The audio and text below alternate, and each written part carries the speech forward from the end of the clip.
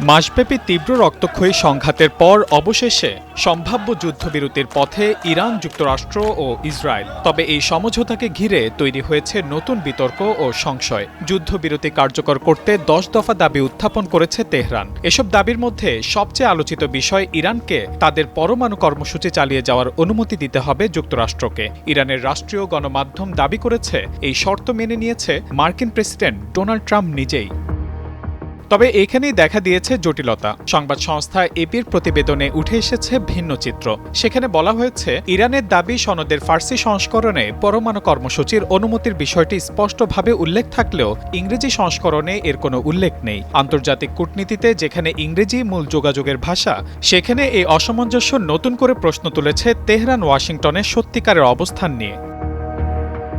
বিশ্লেষকদের মতে, ইরানের হাতে বর্তমানে 400 থেকে 450 কেজি সমৃদ্ধ ইউরেনিয়াম রয়েছে, যা পরমাণু অস্ত্র তৈরির জন্য ব্যবহৃত হতে পারে। এই বিষয়টি নিয়েই বরাবর উদ্বেগ প্রকাশ করে আসছেন ডোনাল্ড ট্রাম্প। অতীতে তিনি সতর্ক করে বলেছিলেন, ইরানের হাতে ইউরেনিয়াম থাকা বিশ্ব নিরাপত্তার জন্য হুমকি। এমন অবস্থান থেকে সরে এসে যুক্তরাষ্ট্র সত্যি কি ইরানকে ছাড় দিয়েছে, নাকি কূটনৈতিক বার্তায় রয়েছে ভিন্ন ব্যাখ্যা, তা এখনও পরিষ্কার নয়।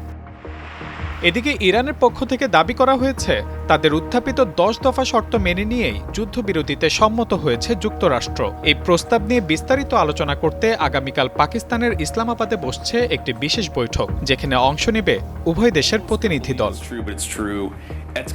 ইরানের প্রধান দাবিগুলোর মধ্যে রয়েছে দেশটির ওপর আরোপিত সব ধরনের প্রাথমিক ও মাধ্যমিক নিষেধাজ্ঞা প্রত্যাহার, হরমুজ প্রণালীর ওপর পূর্ণ নিয়ন্ত্রণ বজায় রাখা, মধ্যপ্রাচ্য থেকে সব মার্কিন সেনা প্রত্যাহার, ইরান ও তার মিত্রদের ওপর সব ধরনের হামলা বন্ধ এবং বিদেশে থাকা ইরানের সম্পদ অবমুক্ত করা। এছাড়া ভবিষ্যতের যে কোনো চুক্তিকে আন্তর্জাতিক আইনের অধীনে বাধ্যতামূলক করতে জাতিসংঘ নিরাপত্তা পরিষদে প্রস্তাব পাশের শর্ত দিয়েছে তেহরান।